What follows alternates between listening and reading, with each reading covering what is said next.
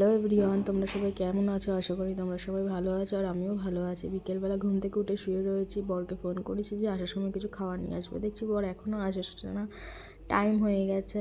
তারপরে দেখলাম ও এসেছে, কী যেন একটা বলছিল এসে।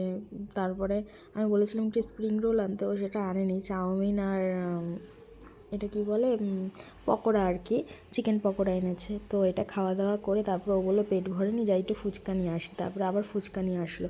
ফুচকা এনে নিজেই বেড়ে নিজেই খাচ্ছে। তো আমার জন্যও রেখেছিল, আমি খেয়েছি অল্প করে।